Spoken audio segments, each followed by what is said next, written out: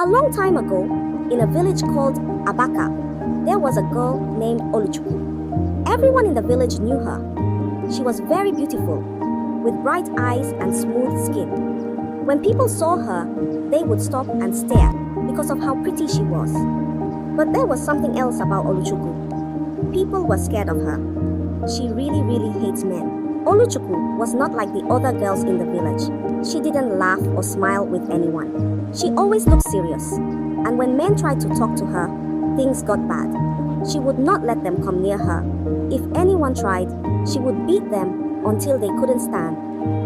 The men in the village knew not to mess with Oluchukwu. Some of them had black eyes from her punches.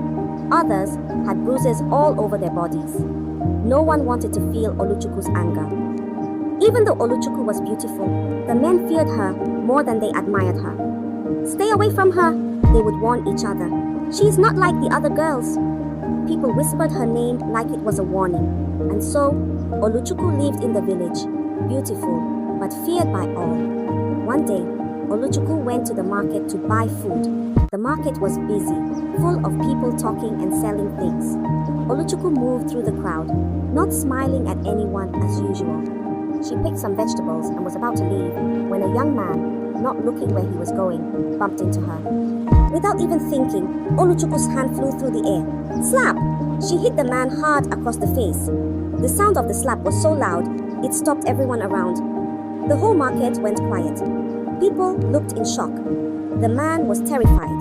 His cheek turned red, but he didn't try to fight back. He knew better. His eyes widened with fear as he quickly bowed his head and said, I'm sorry. He didn't wait for Oluchukwu to say anything. He turned around and ran as fast as he could, disappearing into the crowd. The women in the market shook their heads. Some whispered to each other, "She did it again." But no one dared to say anything to Oluchukwu. They knew better. Everyone knew not to cross her. So the market went back to normal. But the fear of Oluchukwu grew even stronger in their hearts. In the village of Abaka, many men wanted to marry Oluchukwu. Even though they were scared of her, they couldn't help but admire her beauty. Some men thought, maybe if I'm nice to her, she will like me. Others thought they could change her and make her gentle again. But they were all wrong. One by one, the men came to Oluchukwu. They brought gifts, spoke sweet words, and tried to win her heart. But Oluchukwu was not impressed. She saw right through their tricks. Whenever a man tried to get too close, she would beat him badly. They would leave her house with bruises on their faces, and some even begged for her mercy. But Oluchukwu never showed mercy. Even one of the village chiefs thought his son would be different. "She won't dare touch my son," he said proudly. The chief's son went to Oluchukwu, smiling and thinking his high status would impress her. But Oluchukwu didn't care about who he was. When he tried to charm her, she punched him so hard that he lost 2 teeth. The chief's son came back home with a swollen face and missing teeth. He could barely speak. The chief was angry, but knew better than to challenge Oluchukwu. From that day on, men in the village knew that no matter who they were, Oluchukwu would never let them get close without a fight. The men in the village were tired of being beaten by Oluchukwu. The stories of her strength and fierceness spread all over Abaka. The elders of the village began to worry. Why does Oluchukwu behave like this? They asked each other. She's strong, but why does she hate men so much? The elders decided it was time to speak to Oluchukwu. They called her to the village square, where everyone could see. People gathered to watch. The men, the women, and even the children came to see what would happen. They were curious about what Oluchukwu would say. Oluchukwu walked into the square, tall and unafraid. She looked around, seeing all the faces staring at her. The elders sat in a circle and waited for her to speak. But Oluchukwu did not look down or show any fear. She stood there, her head high and her eyes bold. The elders began to ask her questions. "Oluchukwu, why do you fight the men?" one elder asked. "Why do you beat every suitor that comes your way?" Another asked. Oluchukwu didn't flinch. She looked at the elders calmly and said, "I will never let a man control me, and I will never stop beating them." Her words shocked everyone. The villagers whispered to each other. The elders were puzzled. They didn't understand why Oluchukwu said such things. "But why, Oluchukwu? What happened to make you like this?" one elder asked. But Oluchukwu didn't explain.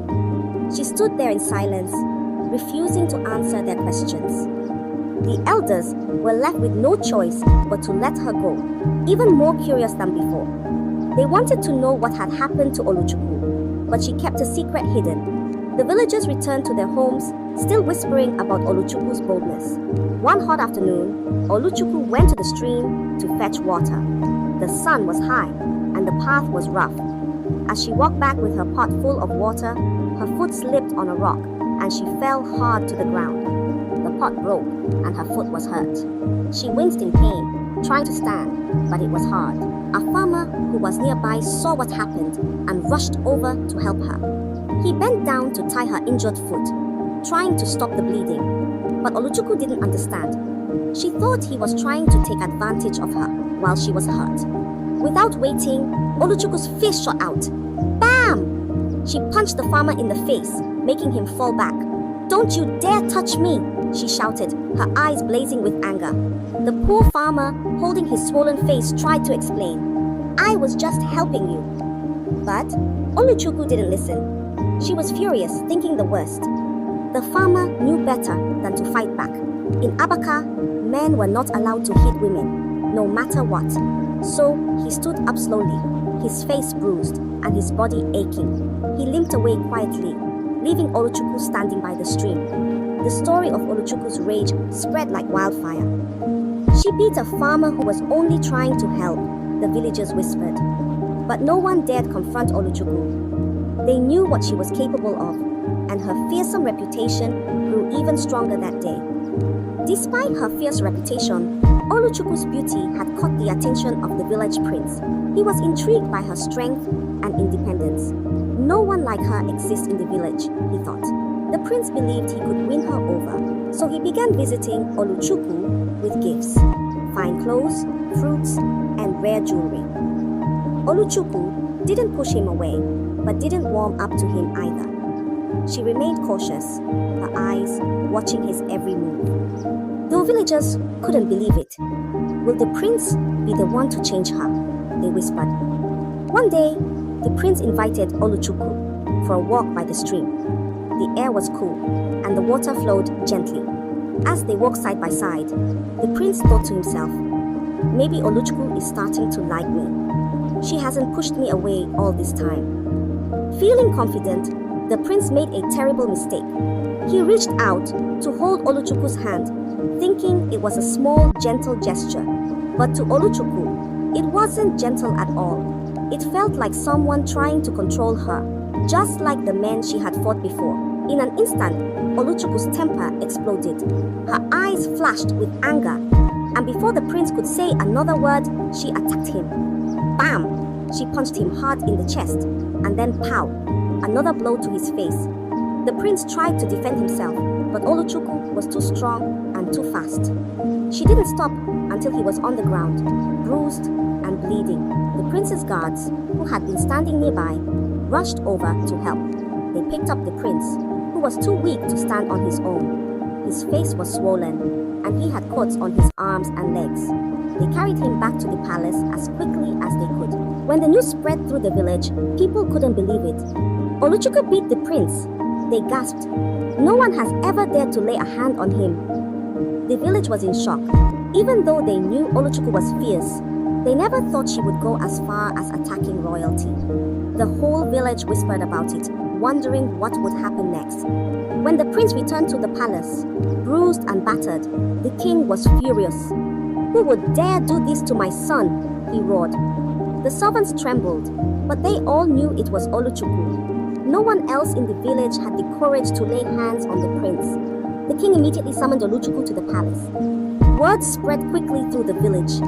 Everyone rushed to the palace, eager to see what would happen. "How will Oluchukwu answer to the king?" they whispered. The palace courtyard was filled with villagers, all waiting for the fierce girl to arrive. When Oluchukwu finally appeared, she walked into the palace courtyard with her head held high. The people watched her, wondering if she would be scared. But Oluchukwu wasn't afraid. She stood tall before the king, her eyes bold and unflinching, just as she had done with the village elders. The king, sitting on his throne, looked at Oluchukwu with fiery eyes. "Why did you attack my son?" he demanded. His voice echoed through the courtyard, making the villagers shiver. But Oluchukwu didn't flinch. She stood in silence, her face hard and her eyes filled with both anger and pain. "Speak, girl," the king shouted again. But still, Oluchukwu said nothing. She kept her mouth closed, her heart pounding in her chest. The villagers leaned in, waiting to hear what she would say. But Oluchukwu kept her reasons hidden, refusing to explain herself to the king. The king's fury grew. "How dare you remain silent before me?" he shouted. But Oluchukwu remained as still as a stone, her secret locked tightly inside her. The villagers began to murmur among themselves, wondering why Oluchukwu had done it. But no one knew. For now, Oluchukwu's reason stayed buried deep within her heart. The king, growing more furious by the minute, pressed Oluchukwu again. "Why did you hurt my son? Speak now or face the consequences." Oluchukwu's heart felt heavy and she could no longer hold back. Her strong, fierce face softened, and for the first time, the villagers saw something different in her eyes. Pain. Tears welled up, and her voice trembled as she began to speak. "My father, the man who was supposed to protect us. He wasn't kind," she said, her voice low but full of hurt. The villagers leaned in closer, straining to hear. Oluchukwu's eyes filled with tears as she told the story she had kept buried for so long. "He beat my mother every day. He treated her like a slave, shouting at her, pushing her around, and whenever she tried to speak up, he would threaten her. He would raise his hand and she would grow quiet, too scared to say anything." The crowd was silent, hanging on every word. Oluchukwu's voice cracked as she continued. "One day, my mother was pregnant. There was a small argument, something so small, but my father, he lost his temper. He beat her so badly that she fell to the ground. She lost the baby that day." Oluchukwu paused, her tears now flowing freely. And soon after, she lost her life too. Back in the prison, the villagers gasped, shocked by the terrible truth. Oluchukwu stood there, her body shaking with grief as she spoke of her mother's death. "I was just a child, and I watched her die. I could do nothing to help her." She wiped her tears, but continued. "After my father died not long after, I thought I would be safe. But when I went to live with my uncles, it was no better." After her father died, Oluchukwu thought the worst was behind her. She hoped her new life with her uncles would be different, that maybe she could find some peace. But what she found was even worse than before. Her uncles were cruel men, just like her father, but even more shameless. They brought different women to their house, day after day. Oluchukwu would see them treat these women with no respect. They forced themselves on them, using harsh words and ugly actions. The women had no choice but to obey, too scared to fight back. And it wasn't just the women they brought home. Their own wives, the women who lived in the house with them, were treated just as badly. Whenever the wives tried to speak, to defend themselves or ask for help, Oluchukwu's uncles would raise their hands, ready to strike. The wives lived in constant fear, knowing a beating could come at any moment. They were threatened, pushed around, and sometimes hurt so badly that they couldn't stand for days. Oluchukwu watched all of this, day after day. She saw how the men in her life only knew how to control and dominate the women around them. They didn't listen, they didn't care, and they only used their strength to make the women feel small and weak. It was in those moments that Oluchukwu made a vow. She promised herself that no man would ever treat her like that. No man would ever have power over her. She couldn't save her mother, and she couldn't help the wives in her uncle's home, but she could save herself. From that day on, Oluchukwu's heart hardened like stone. She wouldn't allow any man to get close enough to hurt her. And so, Oluchukwu became the fierce girl the villagers knew. But behind her strength and anger was a story of pain, a story that no one had known until now. When Oluchukwu finally revealed her painful story, the village was silent. They had always seen her as a troublemaker, someone fierce and wild. But now they understood. Oluchukwu wasn't just fighting men for no reason. She was protecting herself, shielding her heart from the pain and fear she had known all her life. The men in the village, especially those who had felt Oluchukwu's face, lowered their heads in shame. They realized that Oluchukwu's strength had come from a place of deep hurt. Some of the men had their own memories of mistreating women, and now they saw how their actions could cause so much pain. The women of the village, who had silently carried their own struggles, looked at Oluchukwu with new respect. She wasn't just fierce, she was a fighter. She had stood up, not only for herself, but for all the women who had suffered quietly. The women began to see her as a symbol of strength, someone who had refused to be controlled or beaten down. Even the prince, who had once thought he could tame Oluchukwu, understood the mistake he had made. He realized the pain he had caused her, and with a heavy heart, he apologized sincerely. He promised never to hurt her again, and to respect the strength she carried. The king, hearing Oluchukwu's story, made a declaration. "No man in Abaka shall ever treat a woman badly again," he said, his voice firm. The uncles, who had mistreated so many women, were punished for their cruelty. The village had learned from Oluchukwu's story, and a new respect for women spread through the land. Oluchukwu, still strong and fierce, began to open her heart just a little. She agreed to marry the prince, not because she had been tamed, but because he had shown that he could respect her and value her for who she was. It wasn't about control, it was about strength meeting strength, respect meeting respect. The village celebrated the union of Oluchukwu and the prince. It wasn't just a marriage of two people, but a story of healing and courage. Oluchukwu's journey from pain and fear to strength and respect became a story told for generations. It was the story of a girl who refused to be broken, and a village that learned the true meaning of strength and respect. I hope you enjoyed the story. If so, please like the video, comment what you learned from the tale, and don't forget to subscribe to the channel for more enchanting tales just like this one. Thank you.